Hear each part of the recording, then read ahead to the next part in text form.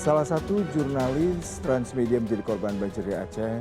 Seperti apa kondisi di Langsa Aceh? Kami sudah terhubung dengan M. Irwan melalui sambungan telepon. Selamat pagi Irwan. Ya, Bagaimana selamat kondisi pagi Pak. di sana dan apa yang bisa Anda ceritakan mengenai kondisi pasca banjir Irwan? Untuk kondisi di Aceh Tamiang ini sangat parah Pak. Karena sudah seperti tsunami Pak.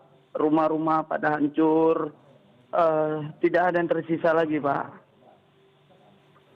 Baik, Irwan bisa menceritakan kembali apakah di sana memang semua bangunan infrastruktur rusak, lalu bagaimana dengan warga terdampak hingga pagi ini Irwan? Iya, untuk bangunan Pak, semuanya hancur Pak. Tidak ada yang tersisa. Ini persis seperti tsunami Pak. Karena eh, semua kendaraan, bangunan itu pada hancur semua dan ada beberapa juga eh, mayat yang tenggelam. Untuk pagi ini tadi kondisinya Pak masih parah, walau tidak ada lagi air, tapi kami posisi saat ini sangat haus dan lapar Pak, karena belum ada menerima bantuan apapun Pak. Iya, Anda katakan tadi kondisinya seperti tsunami. Bisa Anda deskripsikan bagaimana warga bertahan hingga hari ini, di mana mereka tinggal. Lalu tadi Anda katakan juga tidak ada bantuan, bagaimana tetap bertahan hingga pagi hari ini, Irwan?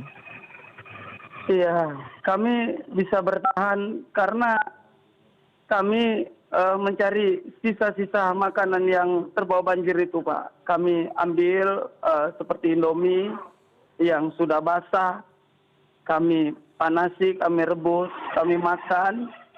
Terus kami sangat kehausan, kami untuk bertahan hidup, kami harus ambil air minum dari banjir itu, Pak. Kami panasi, kami minum bersama keluarga, Pak. Kami sudah 3-4 hari belum makan. Dan seperti di Palestina, Pak, sangat susah, Pak, sangat sulit, Pak.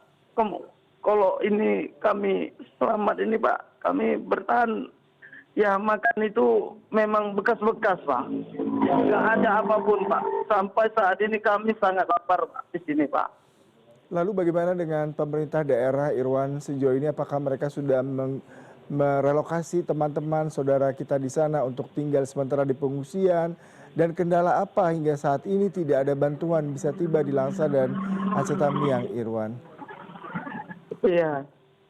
Kalau mengenai bantuan sama sekali kami belum ada menerima, Pak. Apapun bantuan kami belum ada terima. Bahkan kami kemarin sempat ada swalayan di depan rumah yang ada berjualan. Kami ramai-ramai semua warga untuk mengambil makanan di situ, Pak. Untuk bertahan itu seperti air, seperti Pempos, seperti Indomie. Kami tapi semua itu udah nggak ada lagi Pak, karena udah habis. Jadi kami belum tahu ke depan ini gimana dengan kehidupan kami. Karena sampai saat ini juga Bupati Aceh Tamiang belum terlihat Pak. Kami mencari-cari bantuan, kami nggak tahu di mana. Tapi kemarin Kapolda Aceh ada datang ke Aceh Tamiang membawa bantuan, tapi kami tidak dapat Pak. Karena ini menyeluruh di Aceh Tamiang Pak, yang terkena, yang berdampak banjir ini Pak, karena kali ini sangat parah Pak. Ya, Irwan, lalu bagaimana dengan kondisi Anda dan keluarga saat ini? Irwan berada di mana? Dan sementara tinggal di kawasan mana, Irwan? Iya, kalau saya bersama keluarga mengungsi di tempat orang tua karena ada toko tingkat 2, karena rumah saya sendiri sudah hancur, peralatan untuk kerja juga sudah tidak ada. Jadi satu-satunya di rumah orang tua saya Pak, karena tempat berjualan usaha orang tua saya juga ada kedai, itu juga hancur. Pokoknya semuanya hancur Pak. Hanya ada toko orang tua saya Pak. Kami bertahan di situ, ada beberapa warga di kampung juga menumpang untuk tinggal bersama orang tua saya. Jadi kami di situ tidur juga sempit-sempitan. makan apa adanya, Indomie, terus ini pada intinya kami sangat lapar dan haus, kami sulit dengan untuk air minum, Pak. Baik, Irwan.